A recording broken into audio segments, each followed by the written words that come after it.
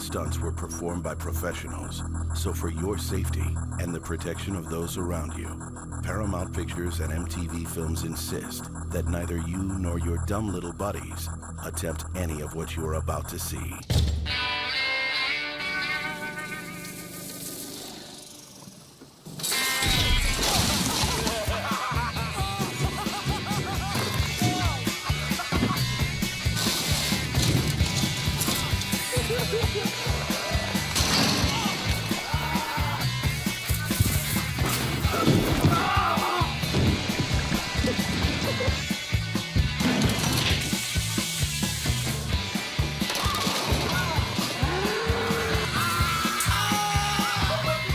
This summer, Jackass, the movie. This isn't gonna work. It might. Hello, everyone, and welcome to Loud Media's special event series for Ranked and Reviewed. This is our newest series, our second series in this run of show, and we're going to be doing all the Jackass movies for you in the franchise. We're not worrying about Jackass 2.5. We're not worrying about Jackass 3.5. We're going the mainline Jackass movies 1, 2, 3, leading up to the fourth one, which is being released on Feb 3rd in Australia, so not long away. And I'm your host, by the way, Tomye West, and this is my co-host, Alanis Maximus. How you going, man? Yeah, not bad. Glad it's Friday. Yeah, it's been a warm day, eh? Yeah. I apologize to anybody, by the way, that's watching this and can hear my fan. My fan is going to have to run because it's fucking hot. So, anyways, as we were saying, we're here to review each Jackass movie in the series, and we're beginning that with Jackass the movie. Basically, before we get into it, I thought what would be cool is to give you guys a little bit of like a history lesson on how Jackass became what it was. And then we'll get into the review, just so that, you know, people that aren't so familiar with the background of how the show became a thing and how all this started gets an idea a bit more of how it all began. Do you even know any of this sort of stuff, Alan? How it all sort of began? Limited stuff. Like, I know CKY was where it kind of started and it kind of evolved from there. That's behind me on my TV. CKY3 is playing right now. So basically, it started with Bam Margera doing CKY, which was a skate video series. He did CKY 1, but it was called CKY Land Speed. By the way, if you're not sure and you're like, what? Isn't there a band called CKY? Yes, there is. And it's actually Bam Margera's brother who is on drums for CKY, Jess Margera. And they're both named CKY and they both have the same meaning, which is can't kill yourself, which I think is kind of cool. But anyway, Bam was doing this sort of stuff before anything was going on with MTV, things like that. And Jeff Tremaine, the director of the film, which we're going to get into some details of this film, he's the director. He was doing a skateboarding magazine called Big Brother Skateboarding. And Johnny Knoxville was in that, and they were sort of doing stunts and things like that. And Spike Jones as well was a part of that too. And basically they pitched what they were doing in Big Brother magazine to MTV. MTV said, actually they made the show. They caught up with Bam. So Bam kind of was doing his own thing. They were doing the Big Brother skateboarding magazine.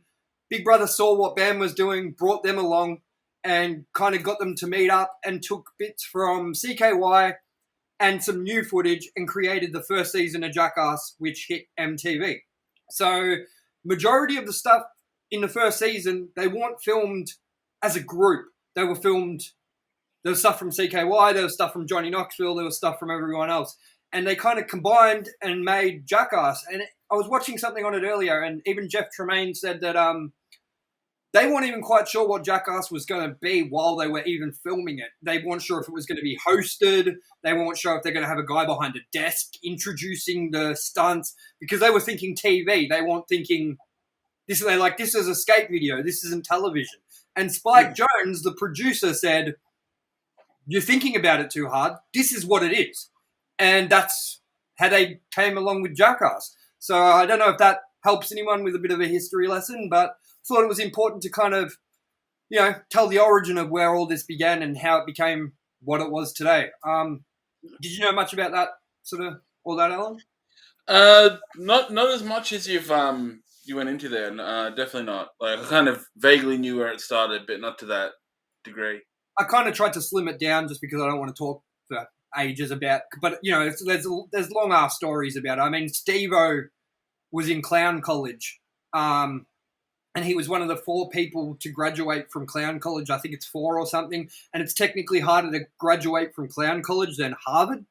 So he graduated from clown college, and he ended up doing the fishbowl, the drinking of the fish and throwing it back up into the fishbowl for the first season. And that was his first thing. And he said that after that, everyone was like, hey, you're the guy that drank the fish and vomited it up on MTV. You know what I mean?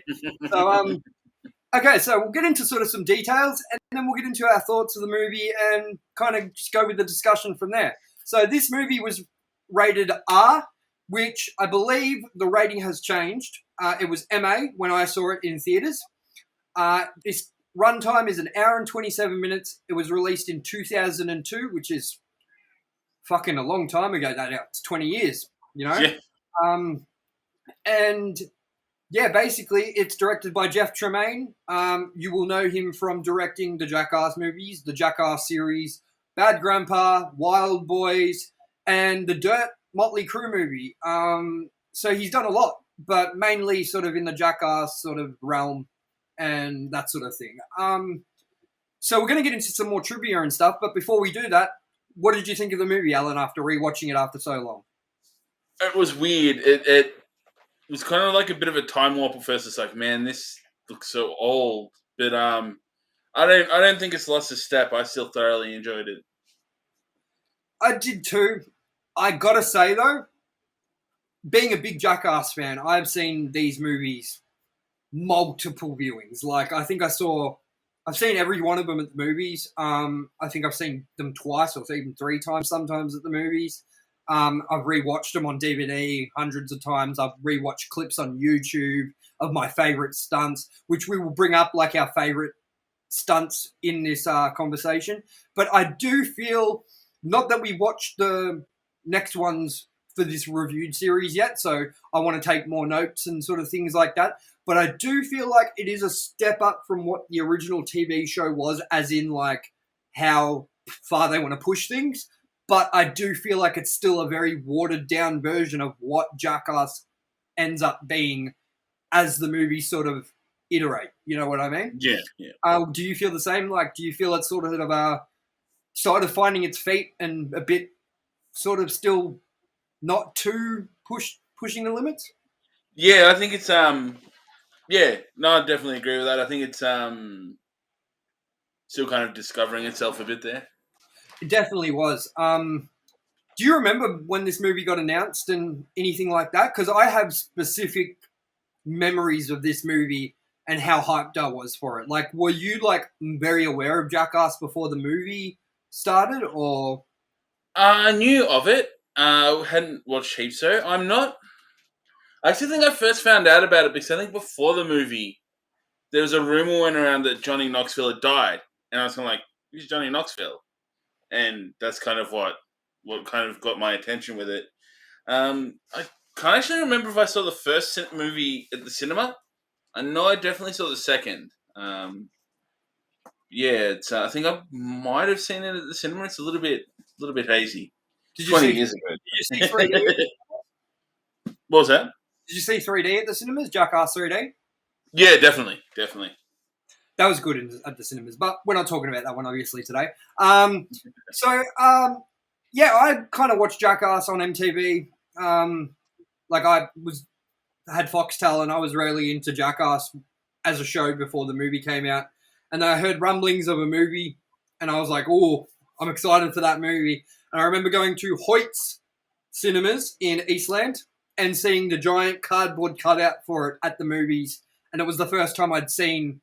This is before the internet, guys. Like, this is before the internet really provided us with this sort of detail, you know? So when I went to the movies and saw the cardboard cutout, that was my first official sort of knowing that, oh, this is actually happening and I'm so excited for this. You know what I mean? What do you what who do you think is the key cast members for you, and who would you think that you could sort of live without being in the cast if it had to be that way? I think it's going to be weird without Ryan Dunn. I think obviously we don't have a choice in that one, but I think Knoxville, Steve-O are probably my favorites.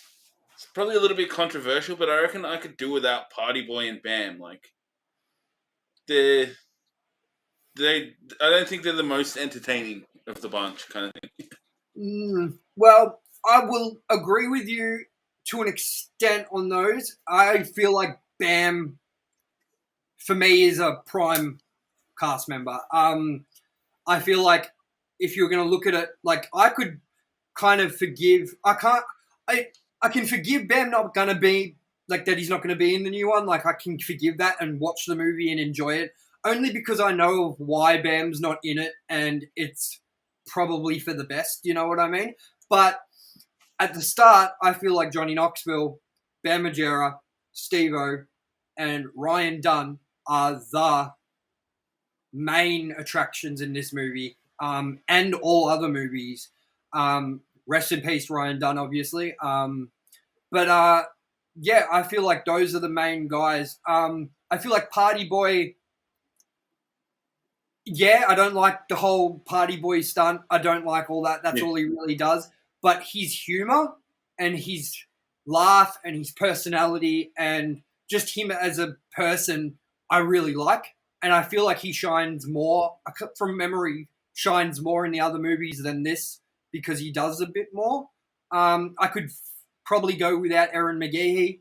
I could probably go without Wee Man if I had to, and Preston Lacey. I feel like they're more background characters. If anything, I feel Erin is the sort of guy that you want to push around and have fun, like kind of be. He's like the butt of the joke most of the time. Yeah. You know what I mean? The one they all give shit to. He did the yellow snow cone and shit like that in this movie. I believe it's this movie, yeah? You're right, yeah. Yes. But yeah, I just feel like Bam might not add to it as much with stunt-wise and stuff in the first one, but I feel like his reactions, his laughter, it's very contagious. So when like they're playing a prank on somebody and he's dying of laughter, it always has me smiling or laughing. You know what I mean?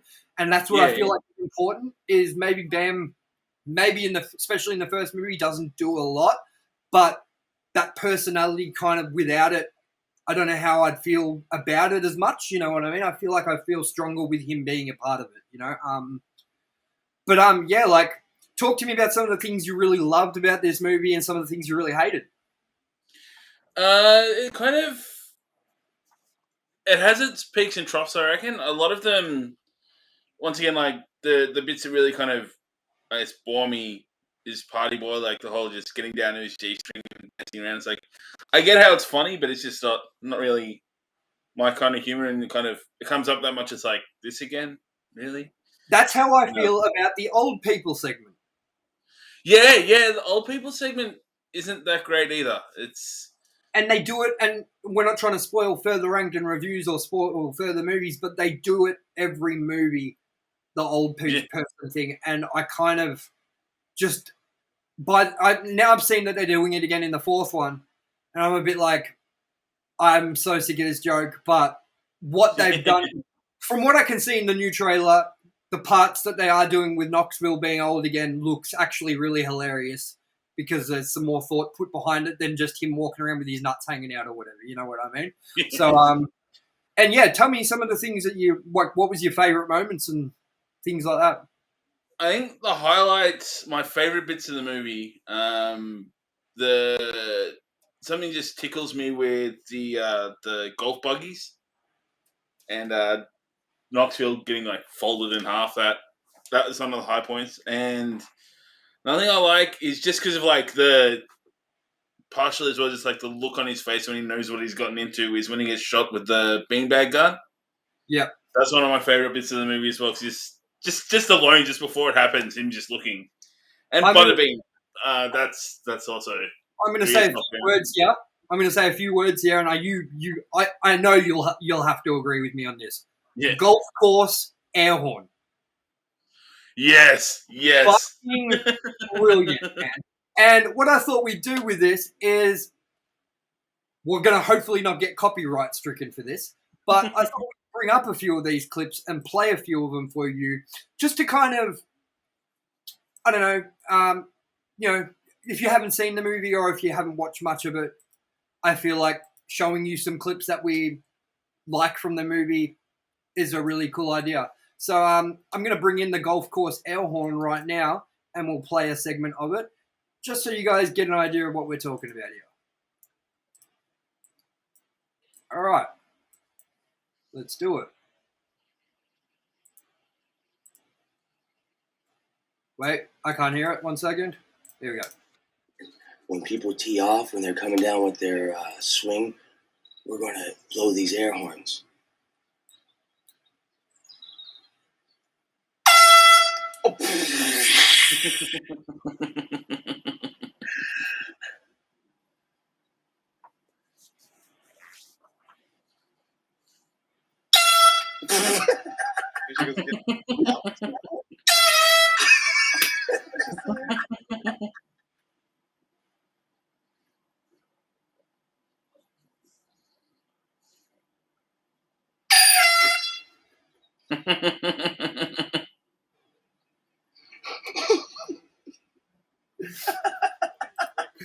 So I thought that's all we'd bring in from that one.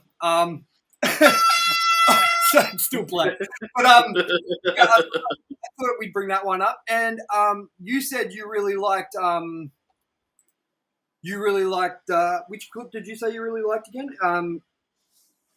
The golf carts, obviously. Yeah, golf carts. The boxing with Butterbean and the beanbag gun. I think are my high points of it. Definitely. I definitely agree with you on a lot of what you're saying. I'm going to bring these up while we talk so that I'll keep this muted. This one, I just thought the golf course air horn one kind of you needed sound for that one. You know what I mean? But, yeah, no, I agree. I really like this golf carts thing. The funny thing is about the golf carts that was done already on CKY behind me on CKY3. Bam had already done that in CKY. Complete different footage, so they redid it again. But it's very small clips in CKY3. It's like in the middle of skate video montages, so it'll be like a clip here and there of them. They actually run over someone by accident in the forest with it. So, yeah, and what did you think about Bam trying to make his mum say fuck before the end of the movie? Yeah, it's not bad. I feel bad for his mum and dad, man. It's hilarious, but I was like, you poor bastards. Yeah, I love when April comes home and the alligator in the room, and she's like, "What is this? The alligator!" Just like screaming. But tell me a little bit more about some other things that kind of caught you off guard. Did you notice anything in it that you were like, that didn't age well? That isn't like, okay. For instance, the person that's in the golf cart right now with Bam Margera, Brandon DiCamillo. He's a primary cast member in Jackass. He was a primary cast member in CKY.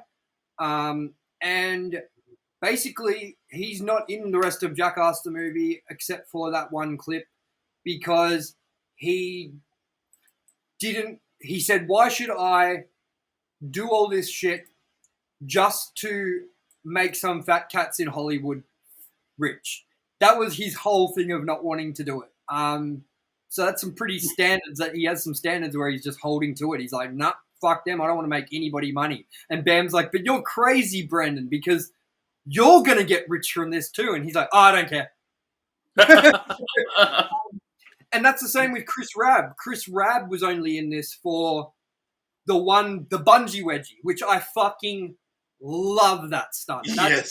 The way they're dying of laughter when he's hanging upside down and then the shitty underwear and Bam's like, look at his shitty underwear. Like, so there are some cast members that just didn't want to piece of the Hollywood action coming from CKY and doing all that. But it was weird because then they did come back for Viva La Bam. So that's kind of weird. Like Ray Keon as well. Like some weird, like just some weird choices that never came back, you know? So was there anything in it that you sort of noticed like that where you were like, hey, that cast member is no longer around and you never realized that or anything like that? Yeah, there's a few like that where it's kind of towards the start and the end, it's like, hey, exactly, you just put it, it's like they kind of appear out of nowhere and never seen again. It's I couldn't actually have told you that they were bigger cast members in the series, and I didn't know that they kind of did it as a statement, but that's interesting. Yeah, Brandon DiCamillo and Chris Rabb were huge parts of it. Like Chris Rabb's the one behind me right now on the bike. Chris Rabb was a huge part of it, and I've actually watched him do a couple of interviews recently and stuff. And yeah, Brandon DiCamillo doesn't want anything of the spotlight, like at all. Apparently, like he's like completely like living on, I think, in the country now and doing stuff. And he'll like send Rab videos that he does, and Rab will be like, "Who's this for?" And he's like, "Just me, man." Like, so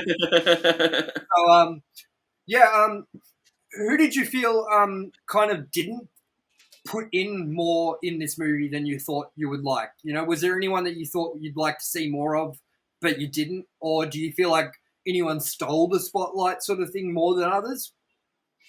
I think it was a bit of the Knoxville show, but I'm also alright with that because I'm a big fan. I think some of his stuff is some of the best in it. There was less Steve O than I remember. Like I know there's a fair bit, but I can remember him being like pretty much the center of it. But yeah, well, he did Alligator Tightrope in this. Yeah. And what else did he do in this? He did a few. I did the whale sharks with the fish hook as well. Yeah. The fish hook. Yeah. He did. Yeah, come to think of it, he didn't do a lot of this. He didn't do a lot in this movie compared. I feel like he does, from what memory, a lot more in number 2. I have a lot to say about number 2 because so far, from memory, number 2 is my favorite in the franchise. But anyway, I thought we'll go into some trivia quickly. Actually, there's another thing I wanted to ask you. What did you think about the grand finale? One of the best stunts in the whole thing. The toy car up Ryan Dunn's ass. Oh, yes. It's fun. I can remember watching it, like, when I first watched it, and I was like years ago, I wasn't that amused by it, but I can remember watching it back now. I don't know why I wasn't amused by it, because it's fucking great. It's amazing, man. Like, it's so funny. I love how he's just like, well, how did a toy car get up there? And the doctor's like, maybe you stuck it up your ass. And he's like, and the doctor's also like, I know, and the cameraman knows, that's already too many people. That's already too many people. And I love first looking at the x-ray and going, like, what the fuck? All right, so here's some sort of trivia. The shopping cart in the opening sequence was originally built for and used in the film The Incredible Shrinking Woman in 1981. Preston Lacey spotted it on the studio lot and it was incorporated into the film. Yeah. So I thought that was really interesting. Because the thing I like about all the Jackass movies is the big over-the-top intros and also the outros, the finale sort of thing. You know, they're always trying to save something big for last. So it was budgeted for a $5 million budget for the whole movie. They made this whole movie for $5 million and it returned its $5 million budget 16 times over, earning $22 million in its opening weekend alone. That's crazy. That is crazy. And now you see why Paramount Pictures, who are the distributors of this movie, will keep greenlighting Jackass movies because they are cost efficient and they do extremely well at the box office. Like, they have to spend like, if you think about, let's just say Justice League. By the time you did Justice League, the original cut, Josh Whedon was it the first cut? Then it was Zack Snyder. I think with the Josh Whedon cut, that was already $500 million. And then when you add on the Zack Snyder cut to it, that movie would have cost well over $700 million to make. And that's supposed to make $1 billion in a week or whatever to make its money back. Jackass, on the other hand, $5 million and did its budget 16 times over. That just goes to show you why these movies still get made. And as much as they're saying this is a send-off for the series, this Jackass Forever coming up, I don't believe it. Yeah. I think it's more bringing in a new crew from what I've seen. Exactly. Here's a little bit more trivia. Matt Hoffman, Steve-O, Bam Margera, and Johnny Knoxville all suffered serious injuries during filming. Hoffman broke his wrist when he fell off his bike during Sweaty Fat Fucks and was also knocked out in the same incident. Knoxville was knocked out of his golf cart, flipped over, and again when he fought Butterbean. Bam tore his hamstring at the beginning of the movie's production, and Steve-O developed a serious infection when he fell into a contaminated river in the Pooh River pole vault, which was later edited into tropical pole vaulting. So they went through it for the film. A little bit more. The final stunt of this movie features Johnny Knoxville diving into water with Rip Taylor holding up the end sign. On the DVD release of the movie, you can actually see that this was the last part of a much larger stunt involving all of the cast members that it was never successfully completed. It was mostly featured on at least the European VHS copy release, and the complete stunt was reminiscent of a stunt track in which every cast member would be a part of the track, with Johnny Knoxville diving into the water as the climax. So we didn't see a lot of that. You know what I really like about these movies too is the credit sequence, how we get to see a little bit of what we never got to see, or bits that didn't make it into the movie on the cutting room floor sort of thing. I like that about the credit sequence. How did you feel about that?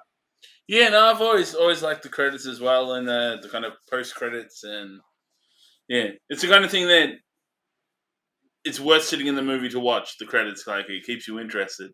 Definitely. This is all right.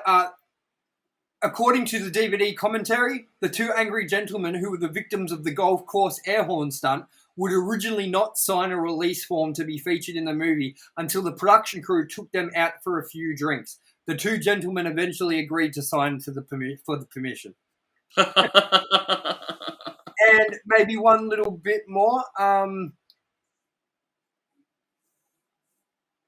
Here we go. Originally, before putting fireworks in Phil's car, the cast were either going to saw the car in half or flip it upside down.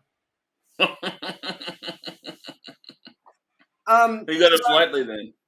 Yeah, definitely. I mean, I love that fireworks wake up as well. Just the way it's shot, how they light it, and then from outside of the house, you just see the fucking windows lighting up and shit like that.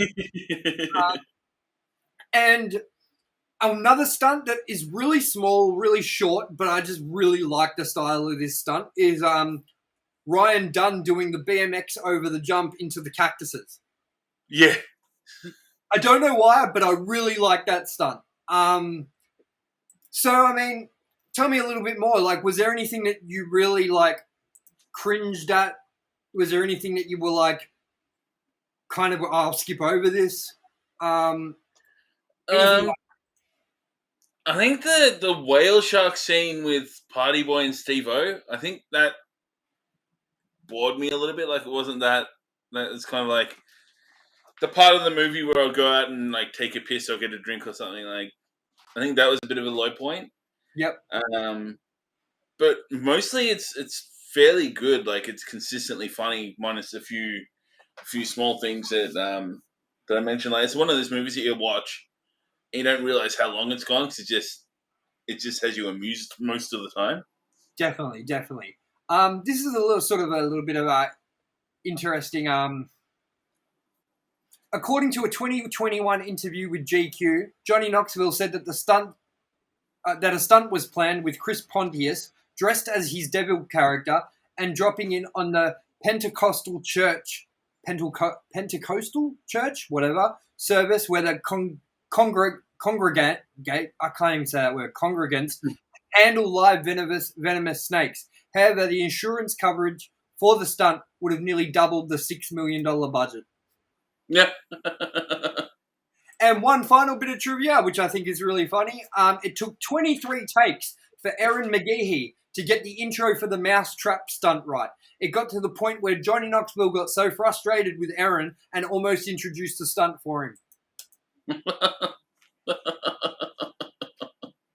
So, I mean, I really think that this movie does hold up well. I think that there's a lot that they probably could have done to sort of push the boundaries a little more, with this being like well, now apparently an R-rated movie. At the time it was MA, but I actually got them all downloaded, and I looked, and the place I downloaded from has the ratings on them, and all of them have been changed to R now. So I don't know if that was the case when the DVDs dropped or something like that, but when I went to the movies to go see Freddy Got Fingered, I didn't get let in because that was rated R. I was way underage. I went to Jackass the movie and I was let in. So I can't be remembering it wrong. It has to have been MA 15+. Do you feel like that's what it would have been? Yeah, I don't recall it being R-rated at all. I'm pretty sure it was MA. Well, if you look up on Amazon Prime, yeah, number 2 and all that have an R rating. So I don't know if that's maybe Amazon Prime's rating system or if it is generally what it's actually rated now.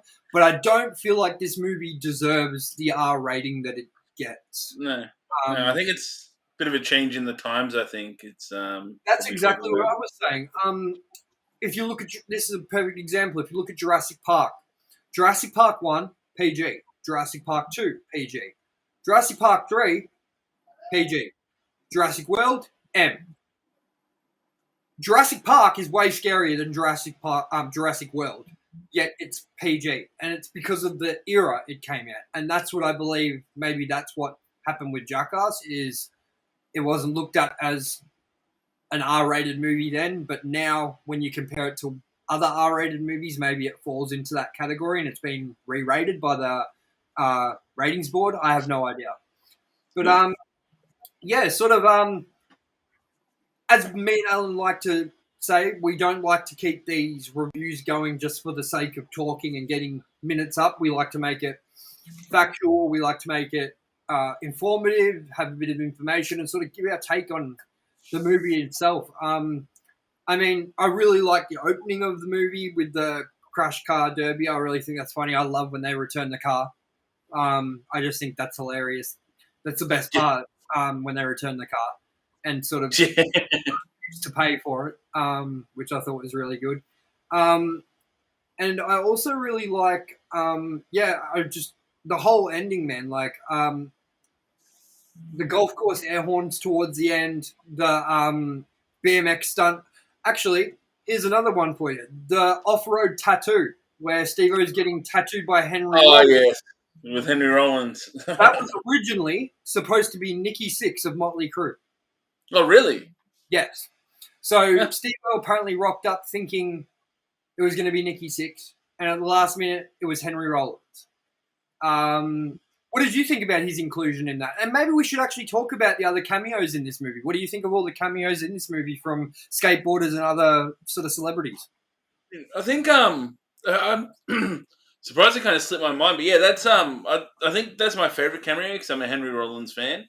Yep. It's weird. I couldn't imagine it being Nikki Sixx just with how much Henry Rollins makes. I think just his attitude and what they're doing, I think, fits perfectly. Yeah, well, Steve-O's a big Motley Crue fan. Steve-O, if you look up Steve-O Motley Crue, like, he's got an awesome story about how he got to meet them when he was young, and by ringing every hotel and blah, blah, blah, and all this, and got photos with them and got let into the concert and whatever. So his idols are Motley Crue, Nikki Sixx. So he was really wanting Nikki Sixx to do it. So when he rocked up, he was like, fuck yeah, I'm getting tattooed by Nikki Sixx. And it was Henry Rollins. So do you actually remember that Henry Rollins did a song for this movie? Really? Yes. It's let me look it up quickly for you. Maybe while I'm looking it up quickly, tell me some other things that you might remember that you liked from it. It's I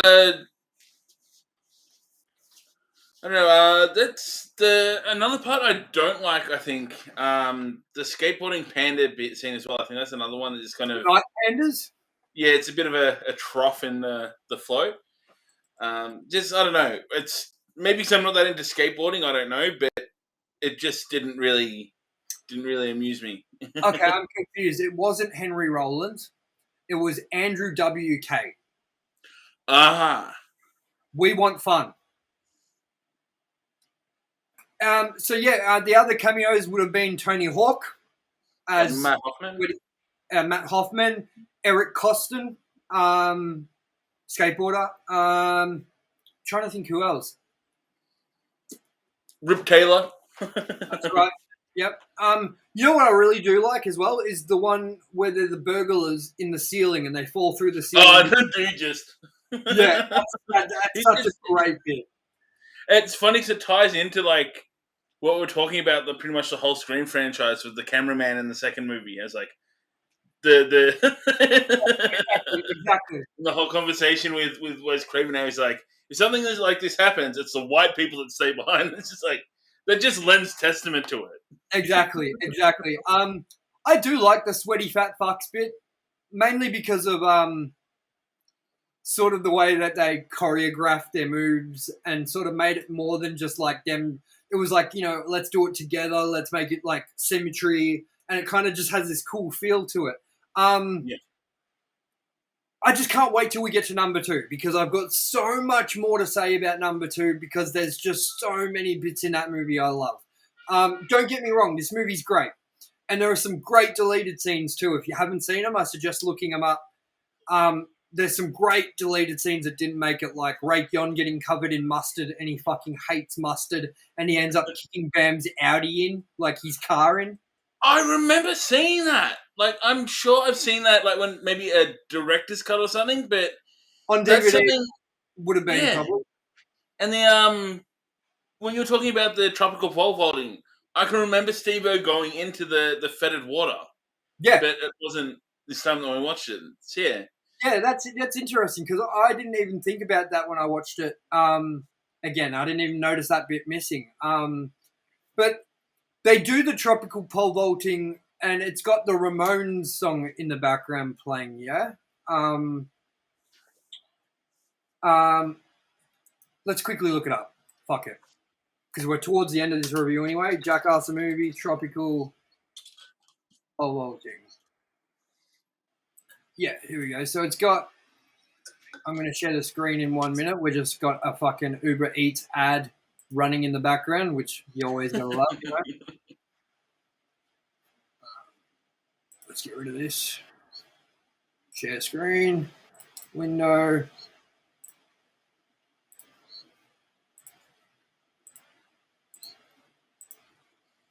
Why isn't it bringing this up? 1 second, ma'am. Share screen, window. Oh, that's why. Here we go. We'll probably talk a little bit about that before we end it as well, which is probably the soundtrack. It's a massive part of the movie.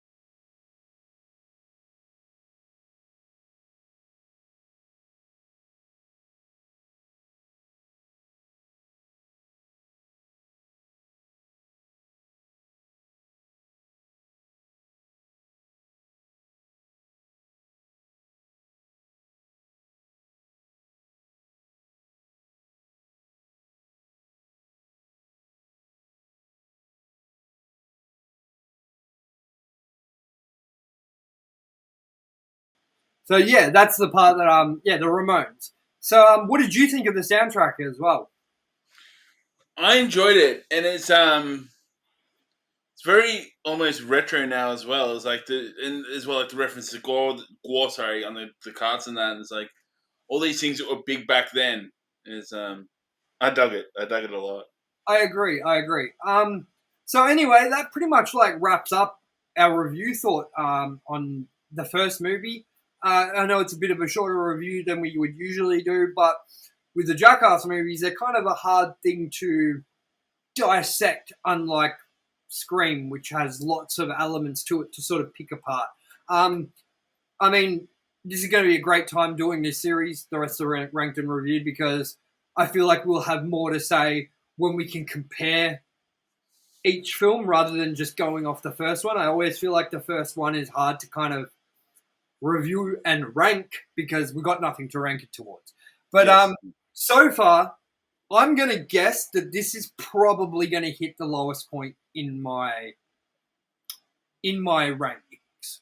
How do you feel? Is that how you're feeling towards already? I think so. Like, I think some things I'm blurring together because I haven't seen them in a while. I can't really remember Jackass 3D that much, but I think I'm in the same boat. I think this is probably going to be the lower end, maybe even the lowest. Definitely. So as you said, it doesn't push the limits much in this one. No, it doesn't. It doesn't. And I feel like with number 2, when we get to it and we'll talk about it, I feel like that's where they realized what they had to do. And I'm really excited for the new movie. How are you feeling about the new one? Yeah, I'm feeling good. I can't wait to see it. Just for everyone who's interested in watching these, that review will be up as quick as we got the Scream 5 review up. We are going day 1, February 3rd. We get it a day before America, and we're going to try and have that up as quick as possible. So keep an eye out for that. Next week, obviously, we're going to have Jackass number 2 reviewed. And the following... we got to look at the timing, don't we? Because we got to try and see if we can fit them weekly in before the new one comes out, or if we're going to have to double up in a week. But I have a feeling we might just make it once a week. But yeah, I'm excited for the rest of it. How about you? You feeling good about it? Yeah, I'm pumped. I can't wait to see the new one. It's going to be interesting to see how hard they do go because, like, being the last one, at least for the original crew, I think we're going to see some pretty intense shit. From what I've heard, we can definitely expect some intense shit. Anyways, we hope you guys enjoyed that. I'm sure there's a lot of information we could have kept talking about. I'm sure there's a lot of things we kind of missed, but we're trying to, just bring you the highlights and hope that you guys are watching these movies along with us and kind of, we're trying to make it like a book club. You read the book along with us. We'll have a discussion about it. And we'd love to hear what you think and your opinions in the comments section. Chuck us a few likes. And by the way, we want to say thank you to everybody for the support we've had lately. Our channel's growing. Our subscribers are growing. Our videos are going up in popularity. We're getting recommended by official videos everywhere on YouTube. And yeah, we couldn't do it without the support of everyone that watches us. And I mean, I'm really proud of Alan and what he's accomplished with his show, Nerdy by Nature. If you haven't checked it out, please go check it out because Alan's done a fantastic job. And I really think that that's some of our strongest quality content on our channel.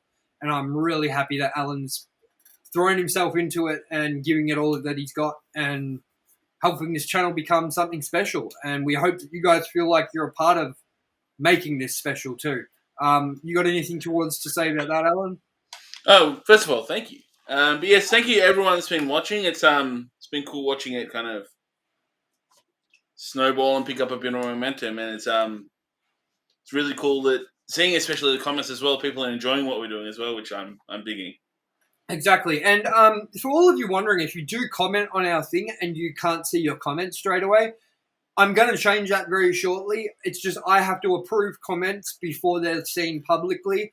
And we haven't always been like that. But as we're not going to get into it now, but as well, some of you might be aware, we had some issues with some people that weren't really a fan of myself. And that's fine. But they were sort of slandering my name and saying things that weren't true. So just for safety measures, I put in a proofread sort of thing before, comments can get approved. And I plan on changing that because, as I said, all of your support has shown us that there's really nothing to be worried about. And we kind of want you to tell us if you have any issues, you're not liking something, so that if, enough people agree with you, we can change it and sort of change the show around to make it appeal to more people if there is something that we're missing, So again, thank you everyone for watching tonight. We're going to have another episode of the podcast hitting in the next couple of days. Some cool news that I've been looking up,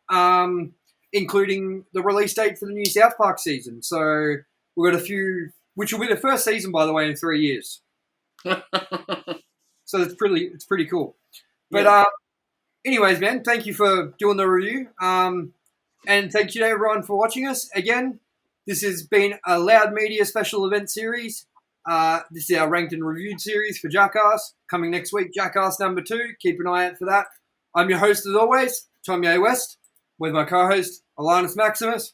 And this episode of Loud is sponsored by Smooth My Balls. Use the code below, which will be in the link below, description as well. Use that link to get 20% off your first purchase. And, do yourself a favor and keep down there sorted. And also, one other plug, please go like our Facebook page just to keep up to date with what we're doing. Delays, which happen a lot of the time. New shows, new announcements, blah, blah, blah. That way you keep up to date and you know when things are getting released. It's a lot easier than just hoping and waiting for things to pop up. And also, if you haven't subscribed and shared our channel, please do. We would really appreciate it. Help us grow this channel and help us make this even bigger and more fun of a community than it already is. All right, guys. Peace out and see you next time for our next review. Thank you.